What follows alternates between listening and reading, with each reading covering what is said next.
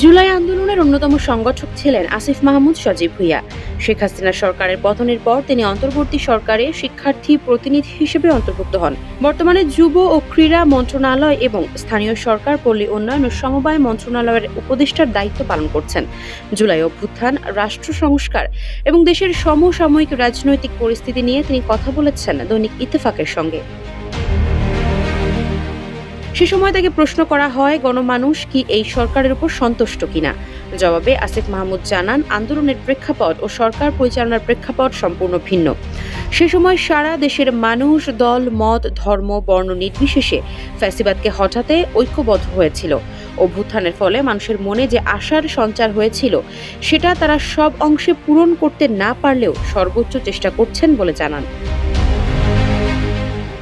আসিফ জানান, গণ অভ্যুত্থানের অনেক অংশীদারই এখন তাদের রাজনৈতিক স্বার্থে ভিন্ন মেরুতে অবস্থান নিচ্ছে।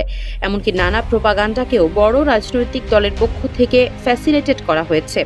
এরপর তাকে নতুন রাজনৈতিক দল গঠন প্রসঙ্গে প্রশ্ন করা হয়। এ দল গঠন বা পরিচালনায় তার কোনো ভূমিকা আছে কিনা সে বিষয়ে জানতে চাওয়া হয়।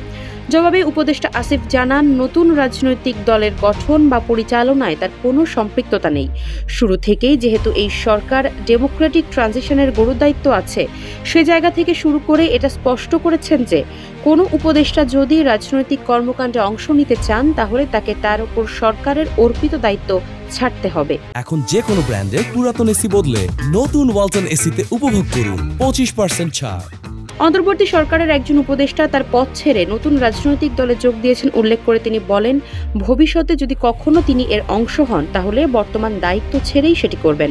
ইত্তেফাকের সঙ্গে তিনি কথা বলেছেন আসন্ন নির্বাচন নিয়েও। জাতীয় নির্বাচনের আগে স্থানীয় সরকার নির্বাচনের বিষয়ে যে আলোচনা উঠেছিল এবং নির্বাচন নিয়ে অন্য দাবিগুলোর পরিপ্রেক্ষিতে সরকারের অবস্থান কি তা জানতে চাওয়া হয় উপদেষ্টা আসিফের কাছে। উত্তরে তিনি বলেন, কয়েকটি রাজনৈতিক দল দ্রুত নির্বাচনের কথা বলছে, আবার অনেকেই অর্থবহ সংস্কারের পর নির্বাচনের কথা বলছে। তবে অন্তর্বর্তীকালীন সরকার সংস্কারের ব্যাপারে বদ্ধপরিকর।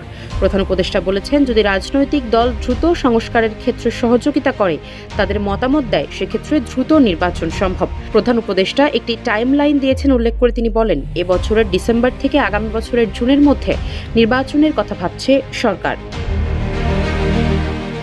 স্থানীয় সরকার নির্বাচনের বিষয়ে আসিফ জানান, স্থানীয় সরকার অকার্যকর থাকায় মানুষ দৈনন্দিন নানা সেবা থেকে বঞ্চিত হচ্ছে, সমস্যা পোহাচ্ছে। দু একটি দলের বিরোধিতা থাকলেও অধিকাংশ দল স্থানীয় সরকার নির্বাচন আগে চায়।